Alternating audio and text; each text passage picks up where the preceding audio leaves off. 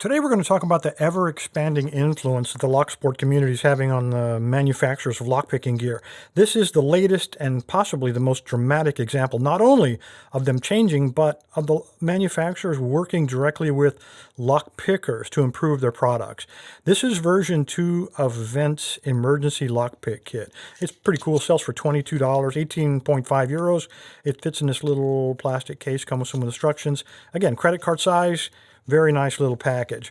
Before I go into details on this, though, let's talk about where Talon Pick started originally last August when he did his review. He looked at version 1, this guy. Again, identical in price, identical case, everything. The only difference, of course, is the composition of the kit itself. Let's look at some of the recommendations Talon Pick had when he talked to Wendt and worked with Locknoob over a series of months to come up with some improvements. First of all, they noticed that it has a solid border. It's kind of a waste. I mean, it's great for advertising, but it doesn't really serve a lot of purpose. Kind of wasted real estate on this limited space that we have to work with. When we look at the kit itself, a lot of voids in here that could have been filled up, maybe rearranging this stuff around to give us a few more tools, a few extra options. We only have one tensioning option. He's located right here, a Z-wrench, right dead center of the card, and then we have a total of 6 picks. But do we really? When I take a look at this guy, you notice that there's a little bit of upturn if I can get it to focus, but not much. That pick is almost identical to that pick, which is a probe. So literally you have 2, possibly even 3 probes. That one's got a tiny bit of upturn. Lockpicking is, that's probably not going to be so useful. So for all practical purposes, these 3 picks are really the same thing. They're all probes. We do have a short hook located right here. We have a medium hook located on the bottom. And then we have a deep hook located there. So we have a credit card with 1 tensioner, and basically 3 picks and a probe. 3 probes. I'll give it to you. All right, so Talon made all those recommendations, and he and Locknoob worked together with Wendt over a series of months to come up with a lot of improvements. Let me turn this over so we got a little bit of contrast. First of all, identical carrying case. It's semi-rigid. It's got an instruction card. We'll talk about that in a minute. Fits great in your wallet. Everything's held together with these little these little connections are lasered halfway through. And we're going to find out in a minute how difficult that is to break. All right, so what do we get? Well, the first thing you notice is the perimeter of this is no longer a fixed perimeter. These are actually tools. So on this side, we have a tensioner with a little notch, and that's part of a new tensioner called the Y wrench. I'll show you how that connects in just a moment. It's got a little slot, and you'll notice a little notch on the tensioner on the left here. Again, a little slot that fits into that hole to give you a super light tension tensioner. It's an option, but we're always looking for options. We've got another tensioner, a long bar here on the bottom, and this one actually has, if you look closely, little serrated teeth to keep it from falling out. On the top, we don't have a tensioner, but we have a brand new pick, and we have a city rake, so really cool. We have, let's look at rakes. On the first kit, on version 1, there were 0 rakes. This one we got a few options. Or actually, we have a city rake, we have a triple peak or Bogota here, and then we also have an S rake or snake rake located right there. So very cool, a lot of options on rakes, which is usually the pick I go to first when I'm attacking a fairly simple lock, a locker or something like that I've forgotten my key for.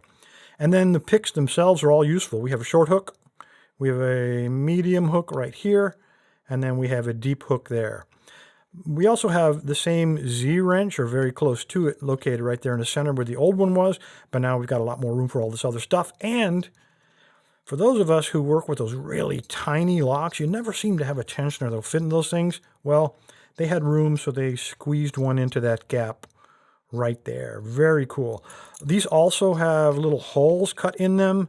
The first kit did not. So if you want to, once you take these off, you can then put them on a key ring so you don't lose them. Those in the first kit kind of rattle around loose in your pocket. You stand a chance of losing them.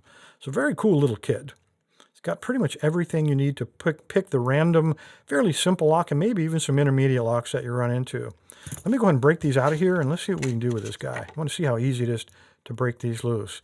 Again, when they lasered this out, they obviously cut all the way through, but on the connectors, from what I read, and I can feel it with my thumbnail, they cut partial way through. So it should be I mean, it doesn't break. When you throw it down, these pieces aren't going to be falling out like some of the other less expensive kits, but my worry is it might be hard to break out of there. So just bend it back and forth. Yeah, there we go. It does work. Very easy. So I'm going to pretend that I'm taking this apart. I'm going to use it for the first time. I've run into a locker my friend has forgotten his key for, or I've forgotten my key from my briefcase or backpack lock. Anyway, that's how quick it is. Comes all apart, and again, you can always store it in this if you have to. Very cool looking kit. Let me go ahead and just to make sure it works well, and I have no reason to suspect it won't. Let me snag up a few locks, and let's see what kind of damage we can do with this emergency kit. All right, when I compare all of these tools to what we got on the original kit, we have a lot of options that we didn't have before, and I've got a good selection of locks, my extras. Hopefully they'll give us a little bit of cooperation. On the original kit, we had basically three probes, and on this kit there were 0 probes, but we do have probes. We just have to substitute something. Now, a pick I forgot to point out when I showed you the kit is this little guy, half diamond. We didn't have one on kit 1. We do on kit 2. It's almost like a probe, so I believe it will work. This is a bypassable padlock. It's unshielded, so all we're going to do is we're going to take our probe, we're going to just shove them all the way in there, push all those pins up out of our way, and hopefully trigger it and get an open. So this will work, substitute as a probe, so we still have that option. Let's close them back up. I'll show you another option as well.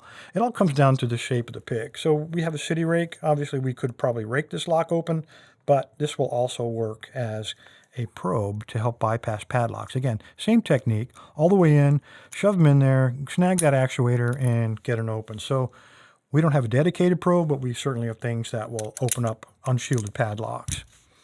All right, you knew one of these guys was going to show up. These are very common locks, gate locks. So let's see what we can get into here. I'm going to use top of the keyway, so I could use this guy, but this is a dedicated top of the keyway with the serrated teeth. So slide him in there. And it is a master lock. So let's get the master key out. Little triple peek, and let's see if you can do a little. Tell you what, let's try the city rake just for the heck of it. Or the S rake, sorry. Just for the heck of it. Slide them in, light tension, rake around, and of course you're going to get an open. What I noticed, these are not everyday picks, so you really have to clench it back near the end here to get a little bit of leverage on it. It's not awkward, it's just certainly a different feel. It's not going to be an everyday pick, so if you're looking for an everyday pick kit, this is probably not the one you want. All right, this one's going to be a little bit more of a challenge, even though it's half the size. This is a little 140. These are known to have spools in them, and this one really has good bitting. So we're not going to be raking. We actually have to single pin pick this guy. So it is locked. Again, I'm going to take, where'd he go? I'm going to take this guy, put him on the top of the keyway. Again, an option we didn't have on version 1. Hold him like that, and let me grab a hook. I'm in there, and let's see what we got. I felt a slight turn on the core. Notice how I'm holding that basically between my index finger and my thumb. I'm just using this finger to guide.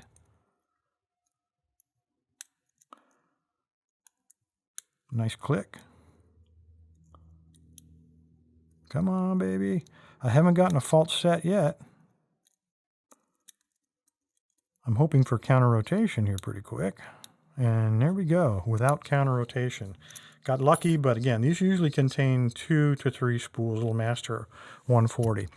Anyway, guys, if you're looking for an emergency kit with a lot of options, I'm not totally ruling out this one. This one is also for sale, the version 1. So if you're a dedicated single pin picker, you might want to grab this guy. Again, 18.5 euros, $22. But if you're looking for an all-around kit and you only want one, this is definitely the one you want to take a look at.